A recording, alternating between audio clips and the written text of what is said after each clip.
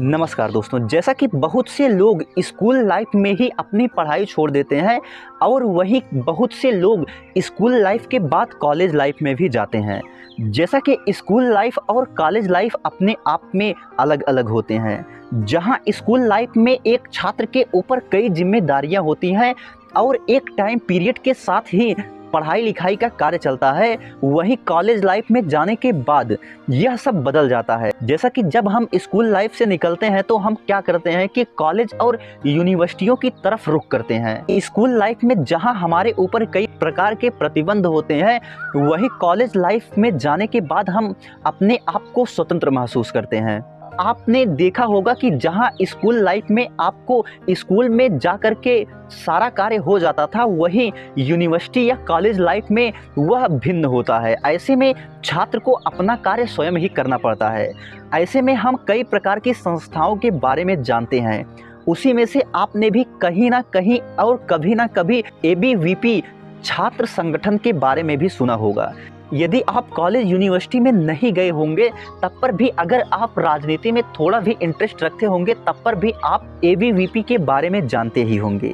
जैसा कि ABVP एक छात्र संगठन है, जैसा कि आज के इस वीडियो में हम ABVP यानी कि अखिल भारतीय विद्यार्थी परिषद के बारे में जानने का प्रयास करेंगे। इसके साथ साथ इसके इतिहास के बारे में जानेंगे और यह भी जानने का प्रयास करेंगे कि आखिर ABVP और BJP में क्या संबंध है। जैसा कि प्रायः हम लोगों से कहते हुए सुनते हैं कि ABVP और BJP दोनों एक ही हैं, लेकिन जैसा कि ABVP का कहना है कि ये दोनों एक नहीं है।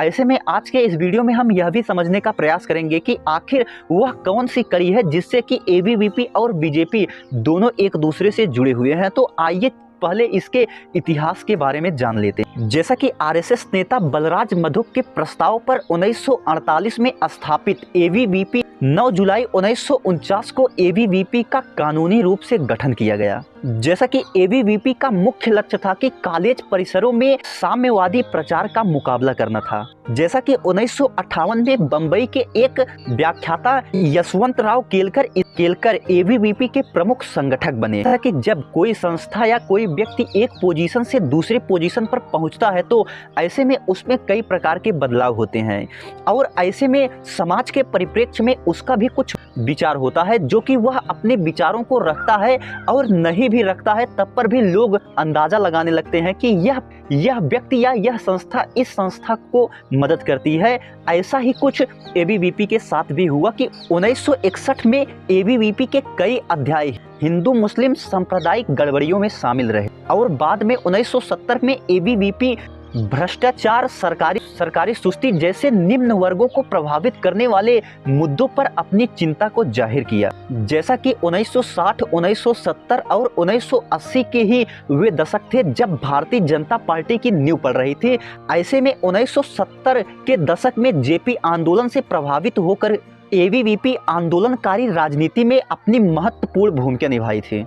इसी के फलस्वरूप गुजरात और बिहार के छात्रों के बीच समन्वय स्थापित हुआ। जैसा कि यह आपातकाल का दौर था, ऐसे में आपातकाल के बाद ABVP के सदस्यों की संख्या में काफी वृद्धि देखी गई, जो कि आंदोलन के फलस्वरूप देखने को मिला। जैसा कि अगर 1974 के डाटा को देखा जाए तो कुल 990 परिसरों में 1,60,000 सदस्य थे और छात्र चुनाव के माध्यम से दिल्ली विश्वविद्यालय सहित अन्य कई संस्थानों में ABVP का नियंत्रण हो गया था। और वहीं साल 1983 में देखा जाए तो ABVP के सदस्यता में भी काफी वृद्धि हुई और इसके साथ साथ इसकी शाखाएं भी बढ़ने लगी।